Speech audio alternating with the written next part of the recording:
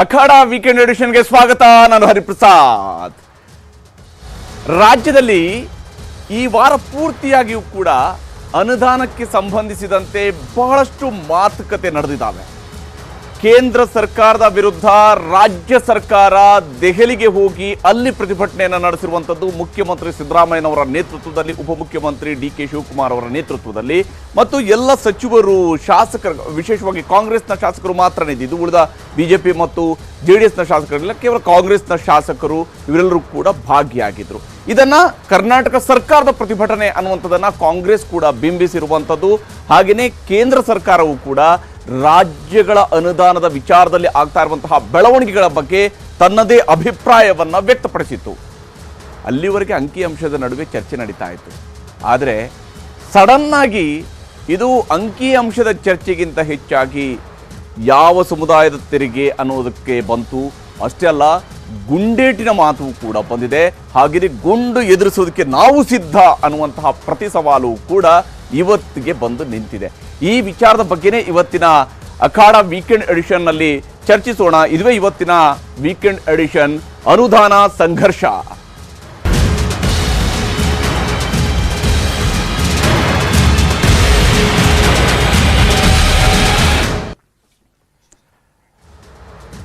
S, ಇದರ ಬಗ್ಗೆ ಮಾತನಾಡೋದಕ್ಕೆ ನಮ್ಮ ಜೊತೆಗೆ ಅತಿಥಿಗಳು ಕೂಡ ಜಾಯಿನ್ ಆಗಿದ್ದಾರೆ. ಬಹಳ ಮುಖ್ಯವಾಗಿ ನಮ್ಮ ಜೊತೆಗೆ ಇವತ್ತು ಈ ಕಾರ್ಯಕ್ರಮದಲ್ಲಿ ಮಾತನಾಡೋದಕ್ಕಾಗಿ ಕಾಂಗ್ರೆಸ್ನ ರಾಜ್ಯ ವಕ್ತಾರರಾಗಿರುವ ರಮೇಶ್ ಬಾಬು ಅವರೊಂದಿಗೆ ಕಾರ್ಯಕ್ರಮದಲ್ಲಿ ಜಾಯಿನ್ ಆಗಿದ್ದಾರೆ. ಹಾಗೆಯೇ ನಮ್ಮ ಜೊತೆಗೆ ಭಾರತೀಯ ಜನತಾ ಪಕ್ಷದ ರೈತ ಮೋರ್ಚಾದ ರಾಜ್ಯ ಅಧ್ಯಕ್ಷರು ಹಾಗೂ ಮಾಜಿ ಶಾಸಕರಾಗಿರುವ ಎಸ್ ಪಾಟೀಲ್ ನಡಹಳ್ಳಿ ಅವರೊಂದಿಗೆ ಕಾರ್ಯಕ್ರಮದಲ್ಲಿ ಜಾಯಿನ್ ಆಗಿದ್ದಾರೆ. ಅತಿಥಿಗಳ ಜೊತೆಗೆ ಚರ್ಚೆಯನ್ನು ಆರಂಭಿಸೋದಕ್ಕಿಂತ ಮುಂಚಿತವಾಗಿ ಈ ಅನುದಾನದ ಸಂಘರ್ಷ ಯಾವ ಸ್ವರೂಪದಲ್ಲಿ ನಡೆದಿದೆ ಅನ್ನೋದರ ಬಗ್ಗೆ, ಹಾಗೆಯೇ ಇದರಲ್ಲಿ ಪ್ರಶ್ನೆಗಳನ್ನು ಕೇಳೋದಕ್ಕೆ ಆಡಿಯನ್ಸ್ ಕೂಡ ನಮ್ಮ ಜೊತೆಗೆ ಇದ್ದಾರೆ. ಅವರು ಕೂಡ ಬಹಳಷ್ಟು ಪ್ರಶ್ನೆಗಳನ್ನ ಇಲ್ಲಿರುವಂತಹ ಎರಡೂ ಪಕ್ಷಗಳ ಪ್ರತಿನಿಧಿಗಳನ್ನ ಕೇಳೋರಿದ್ದಾರೆ. ಆ ಚರ್ಚೆಯನ್ನು ನಾನು ಆರಂಭಿಸೋದಕ್ಕಿಂತ ಮುಂಚಿತವಾಗಿ ಅನುದಾನದ ಸಂಘರ್ಷ ಎಲ್ಲಿಗೆ ಬಂದು ನಿಂತಿದೆ ಅದರ ಬಗ್ಗೆ ಒಂದು ಸಣ್ಣ ವರದಿಯನ್ನು ನಿಮಗೆ ತೋರಿಸ್ತೀನಿ. ಇಬ್ಬರು ರಾಷ್ಟ್ರದ್ರೋಹಿಗಳು ಡಿ.ಕೆ. ಸುರೇಶ್, ವಿನಯ್ ಕುಲಕರ್ಣಿ ಅವರಿಗೆ ಗುಂಡಿಕ್ಕಿ ಕೊಲ್ಲಂತ ಕಾನೂನು ತನ್ನಿ. ನಾನೇ ನಿಮ್ಮ ಮನೆ ಹತ್ರಕ್ಕೆ ಬರ್ತೀನಿ, ಸಿದ್ಧರಾಗಿದ್ದೀರಿ, ಯಾವ ಗುಂಡಿಕ್ತಿರೋ, ಕೊಲ್ತಿರೋ, ಕೊಲ್ಲಿಸ್ತಿರೋ ನೋಡೋಣ. ಒಂದು ನೋಟಿಸ್ ಬಂದಿರೋದು ಹೌದು. ಈ ರೀತಿ 100 ನೋಟಿಸ್ ಬಂದ್ರು ಕೂಡ FIR ಹಾಕಿದ್ರು ಕೂಡ ನಾನು ಹೆದರಲ್ಲ. ಡಿ.ಕೆ. ಸುರೇಶ್ ಈ ಗುಂಡಿಗೆ ಇವಕ್ಕೆಲ್ಲ ಎದುರೋ ಬ್ಲಡ್ ಅಲ್ಲ. ಅದು ಯಾರು ನಮ್ಮ ಸುದ್ದಿಗೆ ಬಂದಿದ್ದಾರೆ ಅವ್ರದ್ದೆಲ್ಲ ಒಂದೊಂದು ಸ್ಟೇಜ್ ಸೆಟಲ್ಮೆಂಟ್ ಆಗ್ತಾ ಇದೆ. ಡಿ.ಕೆ. ಸುರೇಶ್ ಹಾಗೂ ವಿನಯ್ ಕುಲಕರ್ಣಿಯನ್ನ ಗುಂಡಿಕ್ಕಿ ಕೊಲ್ಲಿ ಎಂದಿದ್ದ ಈಶ್ವರಪ್ಪ ಹೇಳಿಕೆ ವಿವಾದ ಈಗ ನೆಕ್ಸ್ಟ್ ಲೆವೆಲ್ಗೆ ಹೋಗಿದೆ. ನಿನ್ನೆ ಈಶ್ವರಪ್ಪ ಹೇಳಿಕೆಗೆ ಏನನ್ನೂ ಪ್ರತಿಕ್ರಿಯೆ ನೀಡದೆ ಸುಮ್ಮನಿದ್ದ ಡಿ.ಕೆ. ಸುರೇಶ್ ಇಂದು ತಿರುಗೇಟು ಕೊಟ್ಟಿದ್ದಾರೆ. ನಾನೇ ಸಮಯ ಕೊಡ್ತೀನಿ, ಇನ್ನೊಂದು ವಾರದಲ್ಲಿ ಯಾವಾಗ ಅಂತ ಹೇಳ್ತೀನಿ, ನಾನೇ ಅವರ ಮನೆಗೆ ಹೋಗ್ತೀನಿ, ಅವರೇ ನನ್ನನ್ನ ಗುಂಡಿಕ್ಕಿ ಕೊಲ್ಲಲಿ ಅಂತ ಸವಾಲ್ ಹಾಕಿದ್ದಾರೆ. ಇಬ್ಬರು ರಾಷ್ಟ್ರದ್ರೋಹಿಗಳು ಡಿ.ಕೆ. ಸುರೇಶ್ ಮತ್ತು ವಿನಯ್ ಕುಲಕರ್ಣಿ ಭಾರಿ ರೀತಿ ಮಾತುಗಳಾಡಿದ್ರೆ ಈ ಸಭೆಯ ಮುಖಾಂತರ ನಾನು ನರೇಂದ್ರ ಮೋದಿ ಅವರಿಗೆ ಹೇಳಕ್ ಇಷ್ಟಪಡ್ತೇನೆ. ಡಿ.ಕೆ. ಸುರೇಶ್, ವಿನಯ್ ಕುಲಕರ್ಣಿ ಇಂಥ ರಾಷ್ಟ್ರದ್ರೋಹಿಗಳು ದೇಶವನ್ನ ಛಿದ್ರ ಮಾಡ್ತೀವಿ ಅಂತ ಹೊರಡ್ತಾರಲ್ಲ, ಅವರಿಗೆ ಗುಂಡಿಕ್ಕಿ ಕೊಲ್ಲಂತ ಕಾನೂನು ತನ್ನಿ. ಸಮಯ ಕೊಡ್ತೀನಿ, ತಿಳಿಸ್ತೀನಿ, ಬಂದು ನಿಲ್ತೀನಿ. ದಯವಿಟ್ಟು ನಿಮ್ಮ ಆಸೆ ಈಡೇರಿಸ್ಕೊಂಡು ನಿಮ್ಮ ನಾಯಕರಿಗೆ ಶಬಾಷ್ಗಿರಿ ತಗೊಳ್ಳಿ ಅಂತೇಳಿ ನಾನು ತಮ್ಮಲ್ಲಿ ಮನವಿ ಮಾಡ್ತೀನಿ. ಯಾಕೆ ಅಲ್ಲಿ ಇಲ್ಲಿ ಯಾಕೆ ಹುಡ್ಕಕ್ಕೆ ಹೋಯ್ತೀರಿ? ನಾನೇ ನಿಮ್ಮ ಮನೆ ಹತ್ರಕ್ಕೆ ಬರ್ತೀನಿ. ಸಮಯ ಅತಿ ಶೀಘ್ರದಲ್ಲೇ ಇನ್ನೊಂದು ವಾರದೊಳಗಡೆ ನಿಗದಿ ಮಾಡಿ ನಿಮ್ಮನ್ನ ಭೇಟಿ ಮಾಡ್ತೀನಿ. ಸಿದ್ಧರಾಗಿದ್ದೀರಿ, ಯಾವ ಗುಂಡಿಕ್ತಿರೋ, ಕೊಲ್ತಿರೋ, ಕೊಲ್ಲಿಸ್ತಿರೋ ನೋಡೋಣ. ಗುಂಡಿಕ್ಕಿ ಕೊಲ್ಲಿ ಹೇಳಿಕೆ ಈಶ್ವರಪ್ಪಗೆ ಸಂಕಷ್ಟ. ದಾವಣಗೆರೆ ಪೊಲೀಸ್ನಿಂದ ಈಶ್ವರಪ್ಪಗೆ ನೋಟಿಸ್. ಡಿ.ಕೆ. ಸುರೇಶ್ ಅವರನ್ನ ಗುಂಡಿಕ್ಕಿ ಕೊಲ್ಲಿ ಎಂದು ಹೇಳಿಕೆ ನೀಡಿದ್ದ ಈಶ್ವರಪ್ಪ ವಿರುದ್ಧ ದಾವಣಗೆರೆ ಬಡಾವಣೆಯ ಠಾಣೆಯಲ್ಲಿ ಕೇಸ್ ದಾಖಲಾಗಿದೆ. ಬಡಾವಣೆ ಠಾಣೆಯ ಪೊಲೀಸರು ಬೆಳಗ್ಗೆಯೇ ಶಿವಮೊಗ್ಗದ ಈಶ್ವರಪ್ಪ ಮನೆಗೆ ಆಗಮಿಸಿ ವಿಚಾರಣೆಗೆ ಬರುವಂತೆ ನೋಟಿಸ್ ಸಹ ಕೊಟ್ಟಿದ್ದಾರೆ. ಫೆಬ್ರವರಿ 15ರಂದು ಖುದ್ದು ವಿಚಾರಣೆಗೆ ಹಾಜರಾಗಬೇಕು ಅಂತ ನೋಟಿಸ್ನಲ್ಲಿ ಉಲ್ಲೇಖ ಮಾಡಿದ್ದಾರೆ. ಖುದ್ದು ಈಶ್ವರಪ್ಪನವರೇ ನೋಟಿಸ್ ಸ್ವೀಕರಿಸಿದ್ದಾರೆ. ಯಶವಂತಪುರದಲ್ಲೂ ಈಶ್ವರಪ್ಪ ವಿರುದ್ಧ ದೂರು ದಾಖಲಾಗಿದೆ.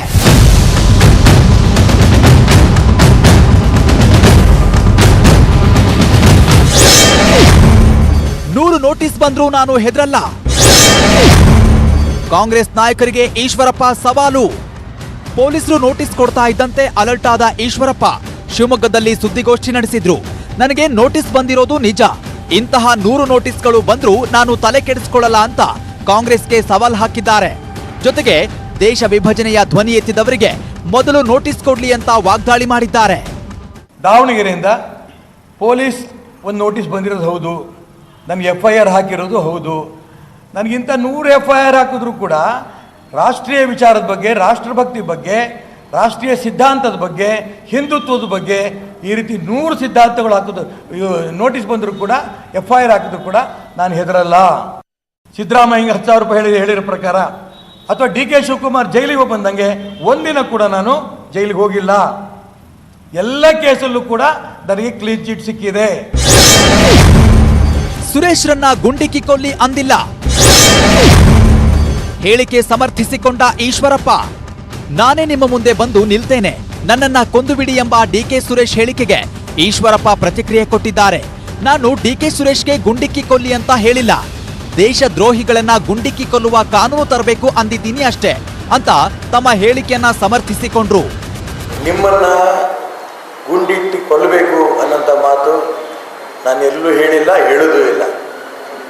ಆದರೆ ನಿಮ್ಮಂತೆ ರಾಷ್ಟ್ರ ವಿಭಜನೆ ಮಾಡೋಂಥ ಹೇಳಿಕೆ ಕೊಡೋಂಥ ದೇಶದ್ರೋಹಿಗಳಿಗೆ ಗುಂಡಿಕ್ಕಿ ಕೊಲ್ಲಬೇಕು ಅನ್ನೋಂಥ ಕಾನೂನು ತಗೊಂಬನ್ನಿ ಅಂತ ಪ್ರಾರ್ಥನೆ ಈ ದೇಶದ ಪ್ರಧಾನಮಂತ್ರಿ ನರೇಂದ್ರ ಮೋದಿ ಅವರಿಗೆ ನಾನು ಮಾಡಿರೋದು ಹೌದು. ಗುಂಡಿಕ್ಕಿ ಕೊಲ್ಲಂತ ಕಾನೂನು ತನ್ನಿ. ಬಡಿ ಇನ್ನೇನು ಭಾಷೆ.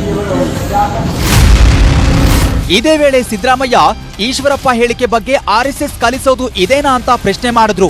ಇದಕ್ಕೆ ಈಶ್ವರಪ್ಪ ತಿರುಗೇಟು ನೀಡಿದ್ದು RSS ತಂಟೆಗೆ ಬಂದ್ರೆ ಚೆನ್ನಾಗಿರಲ್ಲ ಅಂದಿದ್ದಾರೆ. ನನಗೆ RSS ನಲ್ಲಿ ಟ್ರೈನಿಂಗ್ ಆಗಿದೆ ಅಂತಾರೆ ಯಾರು? ಟ್ರೈನಿಂಗ್ ಆಗಿದೆ. ಕರಿ ಬಡಿ ಇದಿನ ಈ ರೀತಿ ಒಬ್ರಿಗೊಬ್ರು ಮತ್ತೆ RSS ಮಧ್ಯೆ ತಂದಿದ್ದಾರೆ. RSS ಇವರಿಗೆ ಇದೇ ರೀತಿ ತರಬೇತಿ ಕೊಟ್ಟಿದ್ದ. ಗುಂಡಿಟ್ಟು ಕೊಲ್ಲಿ DK ಸುರೇಶ್ಗೆ ಅನ್ನಂಥ ಪ್ರಶ್ನೆ ಎಲ್ಲೂ ಉದ್ಭವ ಆಗಿಲ್ಲ, ಎಲ್ಲೂ ಹೇಳೂ ಇಲ್ಲ. DK ಸುರೇಶ್ ರದ್ದು ಗುಂಡಿಗೆ ಹೆದರುವ ಬ್ಲಡ್ ಅಲ್ಲ. ಈಶ್ವರಪ್ಪಗೆ ಸೆಟಲ್ಮೆಂಟ್ ಆಗಿದೆ ಎಂದ DKಶಿ. ಸಹೋದರನನ್ನ ಗುಂಡಿಕ್ಕಿ ಕೊಲ್ಲಿ ಹೇಳಿಕೆಗೆ DCM DK ಶಿವಕುಮಾರ್ ಖಡಕ್ ತಿರುಗೇಟು ಕೊಟ್ಟಿದ್ದಾರೆ. DK ಸುರೇಶ್ ರದ್ದು ಗುಂಡಿಗೆ ಹೆದರುವ ಬ್ಲಡ್ ಅಲ್ಲ. ಈಶ್ವರಪ್ಪ ಅವರಿಗೆ 1 ರೌಂಡ್ ಸೆಟಲ್ಮೆಂಟ್ ಆಗಿದೆ. ಈಗ ಈಶ್ವರಪ್ಪ ಎಲ್ಲಿದ್ದಾರೆ ಗೊತ್ತಲ್ಲ ಅಂತ ಟಾಂಗ್ ಕೊಟ್ಟಿದ್ದಾರೆ. ಈಶ್ವರಪ್ಪನ ಕ್ಷಮೆ ಕೇಳಿ ಅಂತ ನಾವು ಹೇಳ್ತಾ ಇಲ್ಲ. ಅವ್ನ ಸೆಟಲ್ಮೆಂಟ್ 1 ರೌಂಡ್ ಸೆಟಲ್ಮೆಂಟ್ ಆಗಿದೆ. ಅಸೆಂಬ್ಲಿಲಿ ಏನೋ ಮಾತಾಡಿದ್ರು, ನಿಮ್ಗೆ ನೆನಪಿದ್ಯಾ? ನಮ್ಮ ಫಾದರ್ನೆಲ್ಲ ಪಾಪ ನೆನೆಸ್ಕೊಂಡಿದ್ರು. ಈಗ ಎಲ್ಲಿದ್ದಾರೆ ಈಶ್ವರಪ್ಪ? ಗುಂಡಿಗೆ ಕೊಲ್ತೀನಿ ಅಂತ ಕೊಲ್ಲಿ ಬಿಡಿ. DK ಸುರೇಶ್ ಈ ಗುಂಡಿಗೆ ಇವಕ್ಕೆಲ್ಲ ಎದುರೋ ಬ್ಲಡ್ ಅಲ್ಲ ಅದು. ಈಶ್ವರಪ್ಪರು ಮಾತಾಡಲ್ಲಪ್ಪ ನಾನು. ಸುಮ್ಮನೆ ನೀವು ಈಶ್ವರಪ್ಪ ಅವ್ರು ಹಿಂಗೆ ಹೇಳಿದ್ರು, ಆ ಈಶ್ವರಪ್ಪ ಹಿಂಗೆ ಹೇಳ್ದ, ವಿಜಯೇಂದ್ರ ಹಿಂಗೆ ಹೇಳಿದ್ರು, ಇದೇ ಅವ್ರು ಹೇಳಿದ್ರೆ ಹೇಳ್ತಾರೆ. ಕಾನೂನು ಏನ್ ಮಾಡ್ಬೇಕು ಅದು ಮಾಡ್ತಾರೆ. ಇನ್ನು ಈಶ್ವರಪ್ಪ ಹೇಳಿಕೆ ವಿರುದ್ಧ ಕಾಂಗ್ರೆಸ್ ನಾಯಕರು ಕಿಡಿಕಾರಿದ್ದಾರೆ. ಮಾನ್ಯ ಮುಖ್ಯಮಂತ್ರಿಗಳು ಹೇಳ್ತಾರಲ್ಲ, ಮೆದುಳಿಗೆ ನಾಲ್ಗೆ ಕನೆಕ್ಷನ್ ಇಲ್ಲ ಅಂತ ಪದೇ ಪದೇ ತೋರಿಸ್ತಾ ಇದ್ದಾರೆ. ನಿಮ್ಮ ಹಿರಿತನಕ್ಕೆ ಗೌರವ ಕೊಟ್ಟು ನೀವು ಮಾತಾಡ್ತಾ ಇದ್ದೀನಿ. ಅಕಸ್ಮಾತ್ ನಿಮಗೆ ಬೇರೆ ಭಾಷೆನಲ್ಲೇ ಅರ್ಥ ಆಗುವ ಇದ್ರೆ ಮರಿಬೇಡಿ, ನನ್ನ ಮೈನಲ್ಲೂ ಅಂಬೇಡ್ಕರ್ ಅವ್ರ ರಕ್ತ ಹರಿತಾ ಇದೆ. ಈಶ್ವರಪ್ಪ ಹೇಳಿಕೆ ಬಗ್ಗೆ ನಿನ್ನೆಯವರೆಗೂ ಸುಮ್ಮನಿದ್ದ ಬಿಜೆಪಿ ನಾಯಕರು ಇವತ್ತು ಈಶ್ವರಪ್ಪ ಪರ ಬ್ಯಾಟಿಂಗ್ ಮಾಡಿದ್ದಾರೆ. ಈಶ್ವರಪ್ಪನವರು ಯಾರು ದೇಶ ದ್ರೋಹದ ಕೆಲಸವನ್ನ ಮಾಡ್ತಾರೆ ಅವ್ರಿಗೆ ಗುಂಡಿಕ್ಕು ಅಂತ ಕಾನೂನನ್ನ ತರಬೇಕು ಅಂತ ಹೇಳಿದ್ದಾರೆ. DK ಶಿವಕುಮಾರ್ ಹೊಡೀರಿ ಅಥವಾ ಇನ್ನೊಬ್ಬರು ಹೊಡೀರಿ, ಸುರೇಶ್ ಹೊಡೀರಿ ಅಂತ ಎಲ್ಲೂ ಹೇಳಿದ್ದ ನಾನು ನೋಡಿಲ್ಲ. FIR ಹಾಕಿದ್ರೆ ಕಾನೂನು ಚೌಕಟ್ಟಲ್ಲಿ ಏನ್ ಬೇಕು ಅದನ್ನು ಎದುರಿಸ್ತಾರೆ. ತಪ್ಪು ಕಲ್ಪನೆ ಮಾಡಿಕೊಂಡು ಈ ರೀತಿ ಎಲ್ಲ ಅಪಾರ್ಥ ಮಾಡಿಕೊಂಡು ಅವ್ರ ಮೇಲೆ FIR ಹಾಕಿರೋದು ಸರಿಯಲ್ಲ. ಸೊ ಅದನ್ನ ಕಾನೂನು ಚೌಕಟ್ಟಲ್ಲಿ ಏನ್ ಬೇಕು ಅದನ್ನು ಮಾಡ್ತಾರೆ. ಒಟ್ನಲ್ಲಿ ಕಾಂಗ್ರೆಸ್ ಬಿಜೆಪಿ ಮಧ್ಯೆ ಗುಂಡಿನ ಪಾಲಿಟಿಕ್ಸ್ ಜೋರಾಗಿ ನಡೀತಾ ಇದೆ. ಕಾಂಗ್ರೆಸ್ ನಾಯಕರು ಸುರೇಶ್ ಬೆನ್ನಿಗೆ ನಿಂತ್ರೆ, ನಿನ್ನೆ ಸೈಲೆಂಟ್ ಆಗಿದ್ದ ಬಿಜೆಪಿ ನಾಯಕರು ಈಶ್ವರಪ್ಪ ಬೆನ್ನಿಗೆ ನಿಂತಿದ್ದಾರೆ. ಈ ನಡುವೆ ಈಶ್ವರಪ್ಪನಿಗೆ ತಮ್ಮ ಹೇಳಿಕೆಯಿಂದ ಪೊಲೀಸ್ ಠಾಣೆ ಮೆಟ್ಟಿಲೇರಬೇಕಾದ ಪರಿಸ್ಥಿತಿಯೂ ಎದುರಾಗಿದೆ. Bureau report, news 18. ಈ ಅನುದಾನದ ವಿಚಾರದಲ್ಲಿ ಸಂಘರ್ಷ ಶುರುವಾಗಿರುವಂಥದ್ದು ಒಂದು ರೀತಿಯಲ್ಲಿ ಒಳ್ಳೆಯದು. ಯಾಕೆಂದ್ರೆ ರಾಜ್ಯಕ್ಕೆ ಯಾವ ಸ್ವರೂಪದಲ್ಲಿ ಅನುದಾನ ಸಿಗುತ್ತೆ, ಯಾವ ಸ್ವರೂಪದಲ್ಲಿ ಸಿಗೋದಿಲ್ಲ, ಇದರ ಬಗ್ಗೆಯೂ ಕೂಡ ಒಂದು ಜನರಿಗೆ ಮಾಹಿತಿ ಸಿಗುತ್ತೆ. ಎರಡನೇದು, ನಿಜಕ್ಕೂ ರಾಜ್ಯಕ್ಕೆ ಅನ್ಯಾಯ ಆಗ್ತಾ ಇದೆ ಅಂತ ಹೇಳಿ ಆದಾಗ ಅದನ್ನು ಸರಿಪಡಿಸುವಂತ ಒಂದು ಅವಕಾಶವೂ ಸಿಗುತ್ತೆ ಮತ್ತು ಇದರ ಅಂತಿಮ ಲಾಭ ಕರ್ನಾಟಕಕ್ಕೆ ಆಗುತ್ತೆ ಅನ್ನುವಂಥದ್ದು ಬಹಳ ಮುಖ್ಯವಾದಂತಹ ಒಂದು ಅಂಶ ಆಗುತ್ತೆ. ಆದರೆ ಅದರ ಆಚೆಗೆ ನಡೆಯೋದಕ್ಕೆ ಶುರುವಾಗಿರುವಂತಹ ಮಾತುಗಳು, ಅದು ಹೇಗೆ DK ಸುರೇಶ್ ಅವರು ರಾಷ್ಟ್ರ ವಿಭಜನೆಯ ವಿಚಾರದಲ್ಲಿ ಹೇಳಿರುವಂತಹ ಮಾತು, ಅದೇ ಸ್ವರೂಪದಲ್ಲೇ ಈಶ್ವರಪ್ಪ ಅವರು ಹೇಳಿರುವಂತಹ ಗುಂಡಿಕ್ಕಿ ಕೊಲ್ಲುವಂತಹ ಕಾನೂನು ತರಬೇಕು, ಈ ಮಾತುಗಳು ಕೂಡ ಅಷ್ಟೇ ಚರ್ಚೆಯ ಅಂಶ ಆಗಿರುವಂಥದ್ದು. ಇದರ ಬಗ್ಗೆ ಚರ್ಚೆ ನಾನು ಆರಂಭಿಸ್ತೀನಿ. ನಾನು ನಡಹಳ್ಳಿಯವರ ಮೂಲಕವಾಗಿ. ನಡಹಳ್ಳಿಯವರೇ, BJP ನಾಯಕ ಈಶ್ವರಪ್ಪ ಅವರಿಗೆ ಅಂದರೆ ನಾಗರಿಕ ಸಮಾಜದ ಮೇಲೆ ವಿಶ್ವಾಸ ಇಲ್ವಾ? ಅನಾಗರಿಕವಾಗಿರುವಂತಹ ಕಾನೂನಿನ ಅವಶ್ಯಕತೆ ಇದೆ ಅಂತ ಹೇಳಿಯಾ? ದೇಶ ಒಡೆಯೋ ಕೆಲಸ ಮಾಡೋದು, ದೇಶ ಒಡೆಯೋ ಹೇಳಿಕೆ ಕೊಡೋದು ನಾಗರಿಕ ಸಮಾಜಕ್ಕೆ ಪೂರಕವಾಗಿದೆಯಾ? ಇವತ್ತಿನ ಆಧುನಿಕ ಭಾರತದಲ್ಲಿ, ಇಡೀ ವಿಶ್ವದಲ್ಲಿಯೇ ಒಂದು ಶ್ರೇಷ್ಠ ಭಾರತವಾಗಿ ನಿರ್ಮಾಣ ಆಗ್ತಕ್ಕಂಥ ಸಂದರ್ಭದಲ್ಲಿ ಒಬ್ಬ ಶಾಸಕರಾಗಿರಲಿ, ಲೋಕಸಭಾ ಸದಸ್ಯರಾಗಿರಲಿ, ಜನಸಾಮಾನ್ಯರು ಬಿಡಿ, ಶಾಸಕರಿಗೆ ಲೋಕಸಭಾ ಸದಸ್ಯರಾದವ್ರಿಗೆ ಒಂದು ವೇದಿಕೆ ಇರುತ್ತೆ. ಆ ವೇದಿಕೆಯಲ್ಲಿ ನಮ್ಗೆ ಅವಕಾಶ ಕೊಟ್ಟಿರ್ತಾರೆ, ಜನ ಆಯ್ಕೆ ಮಾಡಿ ಕಳಿಸಿದ್ದಾರೆ. ಬಜೆಟ್ ಮಂಡನೆ ಆಗಿದೆ, ಮಂಡನೆ ಆಗಿ 1 ಗಂಟೆನಲ್ಲೇ ದೇಶ ಒಡೆಯೋ ಮಾತಾಡ್ತೀರಿ. ಯಾವುದೇ ಒಬ್ಬ ದೇಶಾಭಿಮಾನಿ ಆದವನಿಗೆ, ದೇಶಪ್ರೇಮಿ ಆದವನಿಗೆ, ಯಾವುದೇ ಒಬ್ಬ ವ್ಯಕ್ತಿ ದೇಶ ಒಡೆಯುವ ಭಾಷೆಯನ್ನು ಮಾತಾಡಿದಾಗ ಖಂಡಿತವಾಗಲೂ ಸಹಜವಾಗಿ ಆಕ್ರೋಶ ಇದ್ದೇ ಇರ್ತದೆ. ಯಾರು ದೇಶಾಭಿಮಾನಿಯಾಗಿರ್ತಾನೆ ಅವನಿಗೆ ಖಂಡಿತವಾಗಲೂ ಆಕ್ರೋಶ ಇರ್ತದೆ. ಈ ರೀತಿ ದೇಶ ಒಡೆಯುವಂಥ ಹೇಳಿಕೆಗಳನ್ನು ಕೊಡ್ತಕ್ಕಂಥವ್ರಿಗೆ ಒಂದು ತಕ್ಷ ಶಿಕ್ಷೆಯನ್ನು ಕೊಡ್ತಕ್ಕಂಥ ಕಾನೂನನ್ನು ತರಬೇಕು ಅಂಥೇಳಿ ಅಭಿಪ್ರಾಯ ವ್ಯಕ್ತಪಡಿಸೋದ್ರಲ್ಲಿ ತಪ್ಪೇನಿಲ್ಲ. ಅದ್ರಾಗೇನು ತಪ್ಪಿದೆ? ಇದನ್ನು ಈಗಾಗಲೇ ಹಿಂದೆ ಏನು ಬ್ರಿಟಿಷರ ಕಾಲದಲ್ಲಿ ಕಾನೂನಿತ್ತು, ಸೆಡಿಷನ್ ಕಾನೂನು, ಅದಕ್ಕೆ ಬದಲಾವಣೆ ಮಾಡೋದಕ್ಕೆ ಈಗಾಗಲೇ ಡಿಸೆಂಬರ್ 23, 2023ನಲ್ಲಿ ಪಾರ್ಲಿಮೆಂಟಲ್ಲಿ ಇಂಟ್ರೊಡ್ಯೂಸ್ ಆಗಿದೆ. ಆದಷ್ಟು ಶೀಘ್ರ ಕಾನೂನು ಆಗ್ತಾ ಇದೆ. ಅದು ಅದರಲ್ಲಿ ಗುಂಡಿಟ್ಟು ಕೊಲ್ಲುವಂಥ ಕಾನೂನು ತರ್ತೀರಿ. ದೇಶದ್ರೋಹಿಗಳಿಗೆ ಏನು ಮಾಡಬೇಕು ನೀವು ಹೇಳಿ?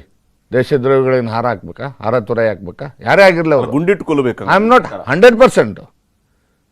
ದೇಶದ ಏಕತೆಗೆ, ದೇಶದ ಏನು ಕಾನೂನುಗಳಿಗೆ, ದೇಶದ ನಾಗರಿಕರಿಗೆ ಏನು ಒಳ್ಳೆಯದಾಗ್ತಕ್ಕಂಥ ಯಾವುದೇ ಒಂದು ವಿಚಾರ ಬಂದಾಗ ಅದಕ್ಕೆ ವಿರುದ್ಧವಾಗಿ ನಡ್ಕೊಳ್ತಕ್ಕಂಥವ್ನು ನಾವು ಜಮ್ಮು ಕಾಶ್ಮೀರದ ಬೌಂಡ್ರಿನಲ್ಲಿ ದೇಶದ್ರೋಹಿಗಳನ್ನ ಏನು ಮಾಡ್ತೇವೆ? ಎನ್ಕೌಂಟರ್ ಮಾಡಿ ಬಿಸಾಕಾಗಲ್ವಾ? ಮತ್ತು ಇಲ್ಲದೇ ಇದ್ದರೆ ದಿನ ಒಬ್ಬನು ಉಟ್ಕೊತಾನೆ ಈ ದೇಶದಲ್ಲಿ. ದೇಶದ್ರೋಹಿಗಳು ಅನ್ನೋ ಶಬ್ದ ಅವ್ರು ಬಳಸಿರೋದು. ನಾನು ವೈಯಕ್ತಿಕವಾಗಿ ಏನು DK ಸುರೇಶ್ ಅವರಿಗೆ ಮಾಡಬೇಕು ಅಂತ DK ಸುರೇಶ್ ಅವರು ಹೇಳಿರುವ ಮಾತು ದೇಶದ್ರೋಹದ ಮಾತು ಅಂದ್ರೆ ನೀವು ಹೇಳ್ತೀವಿ. ಹೌದು, 100% ದೇಶದ್ರೋಹಿ ಅಂತ ಹೇಳಿ ಮಾಡಿ ಅದನ್ನ. ಅಲ್ಲ, ಹಂಗಾದ್ರೆ ಅವರು ದೇಶದ್ರೋಹಿ ಅವಲ್ಲ, ದೇಶ ಒಡೆಯಬೇಕಾಗಿ ಹಂಗಾಗಿ ಹೇಳಿಲ್ಲ ಅವರು. ಒಂದು ನಿಮಿಷ, DK ಸುರೇಶ್ ಅವರು ಹೇಳಿರ್ತಕ್ಕಂಥ ಹೇಳಿಕೆಯನ್ನು ಸ್ಪಷ್ಟವಾಗಿ ನೀವು ಜನರ ಮುಂದೆ ತೋರಿಸಿ. ಏನು ಹೇಳಿದ್ರು ಗೊತ್ತಾ? ದಕ್ಷಿಣ ಮತ್ತು ಉತ್ತರ ಒಡಿಬೇಕಾಗ್ತದಂತ ನೇರವಾಗಿ ಹೇಳಿದ್ದಾರೆ ಅವರು. ಒಡೆಯುವಂಥ ಪ್ರಸಂಗ ಬರ್ತದೆ ಅಥವಾ ಅನಿವಾರ್ಯತೆ ಆ ಶಬ್ದನೂ ಬಳಸಿಲ್ಲ, ಒಡಿಬೇಕಾಗ್ತದೆ ಅಂತ ಹೇಳಿದ್ದಾರೆ. ಅಂದರೆ ದೇಶ ಒಡೆಯೋ ಕೆಲಸ ಮಾಡಿದಾಗ ದೇಶಭಕ್ತ ಏನು ಮಾಡಬೇಕು? ಈ ದೇಶನ ಅಖಂಡತೆಯನ್ನು, ಈ ಅಖಂಡ ಭಾರತವನ್ನು ನಿರ್ಮಾಣ ಮಾಡೋದಕ್ಕೆ ಲಕ್ಷಾಂತರ ಜನ ಪ್ರಾಣ ತೆತ್ತಿದ್ದಾರೆ ಸ್ವಾಮಿ. ಜಲಿಯನ್ ವಾಲಾಬಾಗ್ದಲ್ಲಿ ಬ್ರಿಟಿಷರ ಗುಡ್ಡಿಗೆ ಎಷ್ಟು ಸಾವಿರಾರು ಜನ ಅವರ ಪ್ರಾಣವನ್ನು ತೆತ್ತು ದೇಶ ಉಳಿಸಿರೋದು. ನಾವು ಹಗುರವಾಗಿ ಮಾತಾಡ್ಬಿಡ್ತೇವೆ. ಏನಂದರೆ ಯಾವುದೇ ಒಂದು ವಿಷಯ ಬರಲಿ ದೇಶ ಹೊಡೆಯೋದು, ವಿಭಾಗ ಮಾಡಿಬಿಡಿ. ಅದು ಒಬ್ಬ MP ಆಗಿ ಮಾತಾಡ್ತಕ್ಕಂಥ ಮಾತಾ, ಒಬ್ಬ ಶಾಸಕರಾಗಿ ಮಾತಾಡ್ತಕ್ಕಂಥ ಮಾತಾ? ಇದನ್ನು ಜನ ಒಪ್ತಾರ? ಆದರೆ ಯಾವುದೇ ಒಂದು ವ್ಯಕ್ತಿ ಆಗಿರಲಿ, ನಾನೇ ಆಗಿರಲಿ, ಇನ್ನೊಬ್ಬರೇ ಆಗಿರಲಿ, ಯಾರೇ ಆಗಿರಲಿ, ದೇಶ ಒಡೆಯುವಂತ ಮಾತಾಡಬಾರ್ದು. ನಿಜ ನಿಮಗೆ ಅನ್ಯಾಯ ಆಗಿದೆಯಾ ಅಥವಾ ಇನ್ಯಾವುದೋ ಒಂದು ವ್ಯತ್ಯಾಸ ಆಗಿದೆಯಾ? ವೇದಿಕೆ ಇದೆ ಪಾರ್ಲಿಮೆಂಟಲ್ಲಿ, you are the parliament member, ಮಾತಾಡಿ ಅಲ್ಲಿ. ಓಕೆ ಶಾಸಕರಿದ್ದೀರಿ, ಮಾತಾಡಿ ಅಲ್ಲಿ. ರಮೇಶ್ ಬಾಬು ಅವರೇ, ಹಾಗಾದ್ರೆ ಇಲ್ಲಿ ಕಾನೂನಿನ ಮೂಲಕವಾಗಿದೆ ಗುಂಡಿಕ್ಕಿ ಕೊಲ್ಲಬೇಕಾದಂಥ ಅನಿವಾರ್ಯತೆಯೂ ಕೂಡ ಇದೆ ಅಂತ ಕಾನೂನು ಚೌಕಟ್ಟಿನ ಒಳಗಡೆ. ಈ ದೇಶದಲ್ಲಿ ದೇಶದ್ರೋಹ ಕೆಲಸ ಮಾಡೋಂಥವ್ರಿಗೆ ಗುಂಡಿಕ್ಕಂಥದ್ದು, ನೇಣ್ಗಾಕಂಥದ್ದು ಆಲ್ರೆಡಿ ಕಾನೂನು ಇದೆ. ಈಶ್ವರಪ್ಪರು ಮಾತಾಡಿದ್ದು ಅದನ್ನಲ್ಲ. ಅವರು ಪಾಪ ನಾಥೂರಾಮ್ ಗೂಡ್ಸೆ ವಂಶದಿಂದ ಬಂದಿರತಕ್ಕಂಥವ್ರು.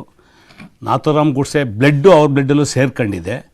ಮಹಾತ್ಮ ಗಾಂಧೀಜಿನವನ್ನ ಹೆಂಗೆ ಒಂದು ಷಡ್ಯಂತ್ರ ಮಾಡಿ ಕೊಂದ್ರು ಅದರ ಮುಂದುವರೆದ ಭಾಗ ಇವತ್ತು ಅವ್ರು ಹೇಳ್ತಾ ಇರ್ತಕ್ಕಂಥದ್ದು. ನನಗೇನು ಅವ್ರ ಹೇಳಿಕೆಯಲ್ಲಿ ಅಷ್ಟು ವಿಶೇಷತೆ ಕಾಣ್ತಾ ಇಲ್ಲ. ಯಾಕೆಂದರೆ ನಮ್ಮ ಹಳ್ಳಿ ಭಾಷೆನಲ್ಲಿ ಒಂದು ಮಾತಿದೆ, ಸಾಮಾನ್ಯವಾಗಿ ಸಾರ್ವಜನಿಕ ಜೀವನದಲ್ಲಿರ್ತಕ್ಕಂಥವ್ರಿಗೆ ಬಾಯಿ ಕಚ್ಚೆ ಸರಿ ಇರಬೇಕು ಅಂತೇಳಿ. ಅವು ಎರಡೂ ಸರಿ ಇಲ್ಲ ಅಂದರೆ ಅದಕ್ಕೆ ಬೇರೆ ಬೇರೆ ಅರ್ಥ ಕೊಡ್ತಾರೆ. ಅದಕ್ಕೆ ಉದಾಹರಣೆ ಈಶ್ವರಪ್ಪ. ಬಾಯಿನೂ ಸರಿಯಾಗಿ ಇಟ್ಕೊಂಡಿಲ್ಲ, ಕಚ್ಚೆನೂ ಸರಿಯಾಗಿ ಇಟ್ಕೊಂಡಿಲ್ಲ ಅನ್ನೋದಕ್ಕೆ ಒಂದು ಉದಾಹರಣೆ ಇವ್ರು ಆಗ್ಬೋದು. ಇವತ್ತು ದೇಶದಲ್ಲಿ ನಾವು ಇಟ್ಕೊಂಡಿರ್ತಕ್ಕಂಥದ್ದು ಬಾಬಾ ಸಾಹೇಬ್ ಅಂಬೇಡ್ಕರ್ ಅವರು ಕೊಟ್ಟಂಥ ಸಂವಿಧಾನದಲ್ಲಿ ನಾವು ಇಟ್ಕೊಂಡಿರ್ತಕ್ಕಂಥದ್ದು ಒಕ್ಕೂಟದ ವ್ಯವಸ್ಥೆ, ಫೆಡರಲ್ ಸಿಸ್ಟಮ್ ಒಕ್ಕೂಟ ವ್ಯವಸ್ಥೆಯಲ್ಲಿ ಆಯಾ ರಾಜ್ಯಗಳಿಗೆ ಅನ್ಯಾಯ ಆದಂಥ ಸಂದರ್ಭದಲ್ಲಿ ಒತ್ತಡ ಹಾಕುವಂಥ ನಿಟ್ಟಿನಲ್ಲಿ ಅನೇಕ ಸಂದರ್ಭಗಳಲ್ಲಿ ಈ ಥರದ ಅಭಿಪ್ರಾಯಗಳನ್ನ ಕೊಟ್ಟಿದ್ದಾರೆ. ಡಿ ಕೆ ಸುರೇಶು ನಮ್ಮ ರಾಜ್ಯಕ್ಕೆ ಅನ್ಯಾಯ ಆಗಿದೆ, ನಮ್ಮ ರಾಜ್ಯಕ್ಕೆ ಅನುದಾನ ಬೇಕು ಅಂತ ಹೇಳಿದವರು ಮೊದಲಿಗರು ಅಲ್ಲ, ಕೊನೆಯವರು ಅಲ್ಲ. ಅನೇಕ ಸಂದರ್ಭಗಳಲ್ಲಿ ಅನೇಕ ಜನ ಹಿಂದೆ ವಿಷಯವನ್ನು ಎತ್ತಿದ್ದಾರೆ. ಇವತ್ತು 1,82,000 ಕೋಟಿ ಅನುದಾನ ಕರ್ನಾಟಕ ರಾಜ್ಯಕ್ಕೆ ಏನಾಗಿದೆ 5 ವರ್ಷದಲ್ಲಿ ಅನ್ಯಾಯ ಆಗಿದೆ, ಅದನ್ನು ಕರ್ನಾಟಕದ ಸರ್ಕಾರ, ಕಾಂಗ್ರೆಸ್ ಪಕ್ಷ ಅಲ್ಲ, ಕರ್ನಾಟಕದ ಸಿದ್ದರಾಮಯ್ಯನವರ ಸರ್ಕಾರ, ಡಿ ಕೆ ಶಿವಕುಮಾರ್ ಅವರ ಸರ್ಕಾರ ಸಾರ್ವಜನಿಕವಾಗಿ ದೆಹಲಿನಲ್ಲಿ ಪ್ರತಿಭಟನೆ ಮಾಡೋದ್ರ ಮುಖಾಂತರ ಇಡೀ ದೇಶದ ಗಮನವನ್ನು ಸೆಳೆದಿದ್ದಾರೆ. ಪ್ರಶ್ನೆ ಇರ್ತಕ್ಕಂಥದ್ದು, ಯಾರು ಉತ್ತರ ಕೊಡೋಕ್ಕೆ ಶಕ್ತಿ ಇಲ್ವೋ, ಯಾರು ಪಲಾಯನವಾದ ಮಾಡ್ತಾ ಇದ್ದಾರೆ, ಅವ್ರು ಇವತ್ತು ಪಾಪ ಡಿ ಕೆ ಶಿವಕುಮಾರ್ ಅಂತ ಇಟ್ಕೊಂಡು ಎಂಥ ದುಸ್ಥಿತಿ ಬಂದಿದೆ ಅಂದರೆ ಈ ದೇಶದ ಪಾರ್ಲಿಮೆಂಟಲ್ಲಿ ಪ್ರೈಮ್ ಮಿನಿಸ್ಟ್ರಿಗೆ ಉತ್ತರ ಕೊಡೋಕ್ಕೆ ಶಕ್ತಿ ಇಲ್ಲದೆ D K Shivakumar D K Suresh ಹೆಸರನ್ನ ಪ್ರಸ್ತಾಪ ಮಾಡ್ತಾರೆ. ಇವತ್ತು ಇಲ್ಲಿರ್ತಕ್ಕಂಥದ್ದು ದೇಶದಲ್ಲಿ ನೀವೇನು ಮಾಡಿದ್ದೀರಾ, ಭಾಳ ಆಶ್ಚರ್ಯ ಆಗೋಂಥದ್ದು, 52 ವರ್ಷ ಸಂಘ ಪರಿವಾರದವರು ಅವರ ಸಂಘ ಕಚೇರಿಯಲ್ಲಿ ರಾಷ್ಟ್ರಧ್ವಜ ಹಾಕಿರಲಿಲ್ಲ. ಈ 180 ವರ್ಷದ ಬ್ರಿಟಿಷ್ ಸರ್ಕಾರದ ವಿರುದ್ಧ ಕಾಂಗ್ರೆಸ್ ಪಕ್ಷ ಹೋರಾಟ ಮಾಡಿದಾಗ ಯಾವತ್ತೂ ಸಹ ಕಾಂಗ್ರೆಸ್ ಪಕ್ಷದ ಜೊತೆ ಇವರು ಹೋರಾಟ ಮಾಡಲಿಲ್ಲ, ಒಬ್ಬರೊಬ್ಬರು ಪ್ರಾಣತ್ಯಾಗ ಮಾಡಲಿಲ್ಲ. ಈ ದೇಶಕ್ಕೆ ತ್ರಿವರ್ಣ ಧ್ವಜ ಕೊಟ್ಟಾಗ ತ್ರಿವರ್ಣ ಧ್ವಜ ಬೇಡ ಅಂತ ಬೆಂಕಿ ಇಟ್ಟವರು ಆವತ್ತಿನ ಜನಸಂಘದವರು, ಆವತ್ತಿನ ಸಂಘ ಪರಿವಾರದವರು, ಆವತ್ತಿನ ಹಿಂದೂ ಮಹಾಸಭಾದವರು. ಇವತ್ತು ಪಾಪ ಏಕಾಏಕಿ ಅವರಿಗೆ ರಾಷ್ಟ್ರಪ್ರೇಮ ಹೋಗಿ ಬಂದ್ಬಿಟ್ಟಿದೆ, ಏಕಾಏಕಿ ಒಕ್ಕೂಟ ವ್ಯವಸ್ಥೆ ಮೇಲೆ ಅತಿಯಾದ ಪ್ರೀತಿ ಬಂದ್ಬಿಟ್ಟಿದೆ. ಯಾರಾದರೂ ವಾಸ್ತವ ಮಾತಾಡಿದ್ರೆ ವಾಸ್ತವಕ್ಕೆ ಆರೋಗ್ಯಕರವಾದಂಥ ಚರ್ಚೆಗೆ ಉತ್ತರ ಕೊಡೋಕ್ಕೆ ಸಾಧ್ಯ ಇಲ್ಲದೆ ಇರ್ತಕ್ಕಂಥ ಬಿ ಜೆ ಪಿಯವರು ಗುಂಡಿಕ್ಕಿ, not only D K Suresh, Vinay ಕುಲಕರ್ಣಿಯನ್ನು ಸೇರಿಸ್ಕೊಂಡು ಹೇಳ್ತಾರೆ. ಯಾರು ಬಾಯಿಯನ್ನು ಸರಿಯಾಗಿ ಇಟ್ಕೊಂಡಲ್ಲಿರ್ತಕ್ಕಂಥವ್ರು, ಕಚ್ಚೆಯನ್ನು ಸರಿಯಾಗಿ ಇಟ್ಕೊಂಡಲ್ಲಿರ್ತಕ್ಕಂಥವ್ರು ಇವತ್ತು ಕರ್ನಾಟಕ ಹೈಕೋರ್ಟಲ್ಲಿ ಹಲವಾರು ರಿಟ್ ಪಿಟಿಷನ್ ಇಟ್ಕೊಂಡು ನಮ್ಮ ಸಿ ಡಿಗಳನ್ನ ಪಬ್ಲಿಷ್ ಮಾಡಬೇಡಿ ಅಂತೇಳಿ ಇಂಜೆಕ್ಷನ್ ಆರ್ಡರ್ ತಗೊಂಡಿರ್ತಕ್ಕಂಥ ಭಾರತೀಯ ಜನತಾ ಪಕ್ಷದ ನಾಯಕರು ದೇಶಕ್ಕೆ ಪಾಠ ಹೇಳೋದು ಕೊಟ್ಟಿದ್ದಾರೆ, ಡಿ ಕೆ ಸುರೇಶ್ಗೆ ಪಾಠ ಹೇಳೋದು ಕೊಟ್ಟಿದ್ದಾರೆ, ಕಾಂಗ್ರೆಸ್ ಪಕ್ಷಕ್ಕೆ ಪಾಠ ಹೇಳೋದು ಕೊಟ್ಟಿದ್ದಾರೆ. ನಮ್ಮ ಪ್ರಶ್ನೆ ಅದಲ್ಲ, ನಿಮಗೆ ಯಾವತ್ತು ಈ ರಾಷ್ಟ್ರದ ಮೇಲೆ ಪ್ರೇಮ ಬಂತು, ಯಾವತ್ತು ಈ ರಾಷ್ಟ್ರವನ್ನು ನೀವು ಒಡೆಯೋದಕ್ಕೆ ಪ್ರಯತ್ನ ಮಾಡಿದ್ರಿ, ನಿಮ್ಮ RSS ಸಿದ್ಧಾಂತ ಏನಿತ್ತು, ಗೋಲ್ವಾಲ್ಕರ್ ಸಿದ್ಧಾಂತ ಏನಿತ್ತು, ಇದನ್ನ ದಯಮಾಡಿ ದೇಶದ ಜನಕ್ಕೆ ಕೇಳಿ. ಯಾವತ್ತು ತ್ರಿವರ್ಣ ಧ್ವಜದ ಮೇಲೆ ನಿಮಗೆ ಪ್ರೀತಿ ಬಂತು, ತಿರಂಗ ಅಂತ ಏನು ಕರಿತೀವಿ, ತಿರಂಗನ ಬೆಂಕಿ ಸುಟ್ಟಂತವ್ರು ಇವತ್ತು ರಾಷ್ಟ್ರೀಯತೆ ಬಗ್ಗೆ, ರಾಷ್ಟ್ರ ಧ್ವಜದ ಬಗ್ಗೆ, ದೇಶದ ಬಗ್ಗೆ ಮಾತಾಡ್ತಾರೆ. ಎಸ್, ಇಲ್ಲಿ ನಡಾಳಿಯವರೇ, ಯಾವ ಸ್ವರೂಪದಲ್ಲಿ ಹಾಗಾದ್ರೆ ಈಶ್ವರಪ್ಪನವರ ಮಾತಿನ ಸಮರ್ಥನೆಗಳು ಎಲ್ಲಿವರೆಗೆ ಹೋಗುತ್ತೆ ಅಂತ ಹೇಳಿ? ಈಗ ಕಾಂಗ್ರೆಸ್ಸಿನ ಮುಖಂಡರು ಹೇಳಿದರು, ಪ್ರಧಾನಮಂತ್ರಿಗಳಿಗೆ ಉತ್ತರ ಕೊಡೋಕ್ಕಾಗಲಿಲ್ಲ. ನಾವು ಈಗಾಗಲೇ ಸ್ಪಷ್ಟವಾಗಿ ಅನೇಕ ಬಾರಿ TV ಚರ್ಚೆಗಳಲ್ಲಿ ಹೇಳಿದ್ದೇವೆ, ಮಾಧ್ಯಮದ ಮುಖಾಂತರ ಹೇಳಿದ್ದೇವೆ, ಅಂಕಿ ಸಂಖ್ಯೆಗಳನ್ನು ಕೂಡ ತೆಗೆದಿಟ್ಟಿದ್ದೇವೆ. ಇನ್ನೂ ಇಡಬೇಕಾ, ಇನ್ನೂ ಒಂದು ಸಾರಿನೂ ಇಡ್ತೇವೆ. ಇವ್ರು 10 ವರ್ಷ UPA ಸರ್ಕಾರ ಇತ್ತು, ಇವರು ಕರ್ನಾಟಕಕ್ಕೆ ಕೊಟ್ಟಿರೋದು ಸೆಂಟ್ರಲ್ ಗ್ರ್ಯಾಂಟ್ ಇನ್ ಏಡಲ್ಲಿ ಬರೀ 60,000 ಕೋಟಿ 10 ವರ್ಷದಲ್ಲಿ. ಮೋದಿ ಸರ್ಕಾರ ಕೊಟ್ಟಿರೋದು 2,36,000 ಕೋಟಿ, 236% ಜಾಸ್ತಿ ಕೊಟ್ಟಿದ್ದಾರೆ. ಟ್ಯಾಕ್ಸ್ ಇನ್ ಡೆವಲ್ಯೂಷನ್ ಬಗ್ಗೆ ಇವರೇನೋ 65,000 ಕೋಟಿ ಅನ್ಯಾಯ ಆಗಿಬಿಟ್ಟಿದೆ, 62,000 ಕೋಟಿ ಅಂತ ಏನು ಹೇಳ್ತಾ ಇದ್ದಾರೆ. UPA ಸರ್ಕಾರದಲ್ಲಿ 10 ವರ್ಷದಲ್ಲಿ ಕೊಟ್ಟಿರೋದು ಕರ್ನಾಟಕಕ್ಕೆ ಬರೀ 81,000 ಕೋಟಿ. ನರೇಂದ್ರ ಮೋದಿಯವರು 10 ವರ್ಷದಲ್ಲಿ ಕರ್ನಾಟಕಕ್ಕೆ ಕೊಟ್ಟಿರೋದು 2,82,000 ಕೋಟಿ. ಇದನ್ನು ನಾವು ಚಾಲೆಂಜ್ ಮಾಡ್ತೇವೆ, ಡಿಸ್ಪ್ಯೂಟ್ ಮಾಡಲಿ, ಅದನ್ನ ನಾನು ಚಾಲೆಂಜ್ ಮಾಡ್ತೇನೆ. ನಿಮ್ಗೇನು ದಾಖಲಾತಿ ಬೇಕು ನೀವು ತಗೊಂಬನ್ನಿ, ನಾನು ತಗೊಂಬರ್ತೀನಿ, ಚರ್ಚೆ ಮಾಡೋಣ. ಸುಳ್ಳು ಆಪಾದನೆಗಳನ್ನು ಮಾಡಿ ಇವತ್ತು finance commission 1951 national finance commission ಇದೆ. ಫೈನಾನ್ಸ್ ಕಮಿಷನ್ನಲ್ಲಿ ಯಾವ ಆಧಾರದ ಮೇಲೆ ಈ ಒಂದು ಹಂಚಿಕೆ ಆಗ್ತದೆ ಅನುದಾನ ಅಂತಕ್ಕಂಥದ್ದು ಎಲ್ರಿಗೂ ಗೊತ್ತಿದೆ. ಕಾಂಗ್ರೆಸ್ ಸರ್ಕಾರ ಇದ್ದಾಗೂ ಅದೇ ಮಾನದಂಡಗಳಿದ್ದು, ಈಗಲೂ ಅದೇ ಮಾನದಂಡಗಳಿದ್ದಾವೆ. ಕಮಿಷನ್ ಟು ಕಮಿಷನ್ನು ಚರ್ಚೆಗಳಾಗ್ತವೆ, including all state finance ministers, chief minister ಜೊತೆ ಚರ್ಚೆ ಮಾಡಿ ಕೆಲವು ಬದಲಾವಣೆಗಳು ಮಾಡಿರ್ತಾರೆ. ನಾವೆಲ್ಲ ಭಾರತೀಯರು, ಕನ್ಯಾಕುಮಾರಿಯಿಂದ ಹಿಡ್ಕೊಂಡು ಕಾಶ್ಮೀರದವರೆಗೆ ನಾವೆಲ್ಲರೂ ಮೊದಲು ಭಾರತೀಯರು, ಆಮೇಲೆ ಕನ್ನಡಿಗರು, ಮೊದಲು ನಾವು ಭಾರತೀಯರು, ಫಸ್ಟ್ ವಿ ಆರ್ ಇಂಡಿಯನ್ಸ್. ಅದನ್ನೇ ಅರ್ಥ ಮಾಡ್ಕೊಳ್ಬೇಕು. ಯಾವ ಕಾಂಗ್ರೆಸ್, ನನ್ನ ನಿಜವಾಗ್ಲೂ ನೋವಾಗಿರೋದೇನು ಅಂದರೆ, ಯಾವ ಕಾಂಗ್ರೆಸ್ಸು ನಾನು ಸ್ವಾತಂತ್ರ್ಯ ಹೋರಾಟಕ್ಕೆ ನಾವೆಲ್ಲ ಇಷ್ಟೊಂದು ಬಲಿದಾನ ಮಾಡಿದ್ದೀವಿ ಅಂತ ಹೇಳ್ತಕ್ಕಂಥವ್ರು 10 ವರ್ಷ ಅಧಿಕಾರ ಕಳ್ಕೊಂಡ್ರಲ್ಲ ಅನ್ನೋ ಒಂದೇ ಕಾರಣಕ್ಕೆ ಆ ರಾಷ್ಟ್ರೀಯತೆಯೇ ಮರೆತು ರಾಷ್ಟ್ರೀಯತೆಯನ್ನು ಮರೆತು ಅವರೇನು ಪೂರ್ವಜರು ಇಷ್ಟು ಜನ ಮಹಾತ್ಮ ಗಾಂಧಿ ಹಿಡ್ಕೊಂಡು ಜವಾಹರ್ ನೆಹರು ಇರ್ಬೋದು, ಸರ್ದಾರ್ ವಲ್ಲಭಾಯ್ ಪಟೇಲ್ ಇರ್ಬೋದು, ಚಂದ್ರಶೇಖರ್ ಆಜಾದ್ ಇರ್ಬೋದು, ಭಗತ್ ಸಿಂಗ್ ಇರ್ಬೋದು, ಹೀಗೆ ಲಕ್ಷಾಂತರ ಜನ ಏನು ಪ್ರಾಣ ಕೊಟ್ಟು ನಮ್ಮ ದೇಶಕ್ಕೆ ಸ್ವಾತಂತ್ರ್ಯ ಕೊಟ್ಟರು. ಅಖಂಡ ಈ ದೇಶ ಬ್ರಿಟಿಷರು ಬಿಟ್ಟು ಹೋದಾಗ ಸುಮಾರು 600 ಪ್ರಾಂತಗಳನ್ನು ಇಂಡಿಪೆಂಡೆಂಟ್ ಮಾಡಿ ಹೋಗಿದ್ರು ಅವರು. ಒಬ್ಬ ಸರ್ದಾರ್ ವಲ್ಲಭಾಯ್ ಪಟೇಲ್ ಎಷ್ಟು ಕಷ್ಟಪಟ್ಟು ಈ ಅಖಂಡ ಭಾರತವನ್ನು ಮಾಡ್ತಕ್ಕಂಥ ಕೆಲಸ ಏನು ಪ್ರಾಮಾಣಿಕ ಪ್ರಯತ್ನ ಮಾಡಿದ್ದಾರೆ. ಕಾಂಗ್ರೆಸ್ನವರು 50 ವರ್ಷ ಆಳಿದ್ದಾರೆ, 60 ವರ್ಷ ಆಳಿದ್ದಾರೆ, 55-60 ವರ್ಷ. ಬರೀ 10 ವರ್ಷ ಸಮಯ ನರೇಂದ್ರ ಮೋದಿಯವರು ಬಂದು ಇಷ್ಟೊಂದು ಕಷ್ಟ ನಿಮಗೆ ಅಧಿಕಾರ ಇಲ್ಲದೆ ಬದುಕಕ್ಕೆ ಆಗಲ್ವಾ ನಿಮಗೆ? ಮಾತಾಡ್ತೀನಿ. ದೇಶ ಒಡೆಯೋ ಹೇಳಿಕೆ ಕೊಡ್ತೀರಾ ಒಬ್ಬ ಪಾರ್ಲಿಮೆಂಟ್ ಸದಸ್ಯರಾಗಿ, ಅದನ್ನ ಇಡೀ ರಾಷ್ಟ್ರೀಯ ಪಕ್ಷ ಕಾಂಗ್ರೆಸ್ ಪಕ್ಷ ಸಮರ್ಥನೆ ಮಾಡುತ್ತಾ? ಪಕ್ಷ ಇಳಿದಿದೆಯಾ?